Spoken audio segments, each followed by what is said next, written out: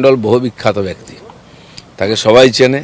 কয়লা খাদান এবং কোল বেল্টে সে খুব পরিচিত নাম।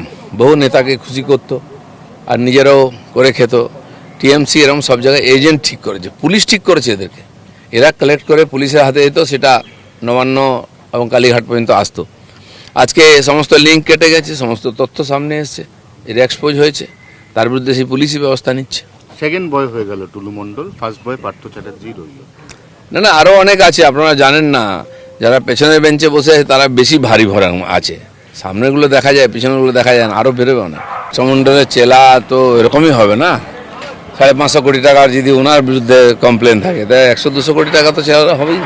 কীভাবে লুট হচ্ছে, কেন বীরভূম গরিব, কেন মুর্শিদাবাদ গরিব, সারা দেশের দৃষ্টিতে আজকে এগুলো গরিব জেলা। কেন গরিব বয়ে যাচ্ছে, ওখানকার সম্পদকে লুট করছে কিছু লোক, সাধারণ জনতা গরিব আছে।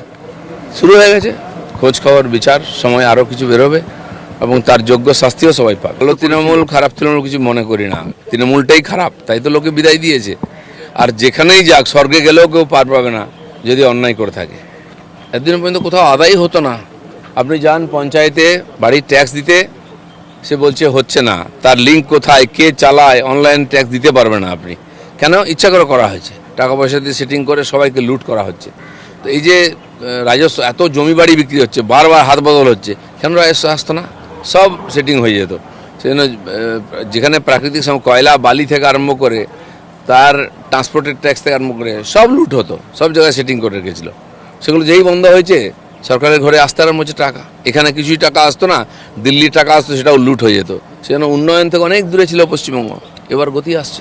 শুনুন, ইসকন ঠিক করবে না কি খাওয়ানো হবে, তারা একটা এজেন্সি। আগেও তো ছিল, সেই ডিমটা তো নেতারা খেয়ে নিত, তখন কিছু বলেননি কেন? আজ যে সরকার মনে করবে পুষ্টির জন্য কম পয়সায় বাচ্চাদের ডিম খাওয়ানো হবে, ডিম তো আমরা হরিণঘাটা থেকে সাপ্লাই করি, তো নিশ্চয়ই ডিম খাওয়ানো হবে। যেটা মনে হবে, ডাক্তাররা বলবেন, তার একটা ব্যবস্থা আছে, সে অনুযায়ী হবে। কোনো এজেন্সি ঠিক করবে না কি খাওয়াবে।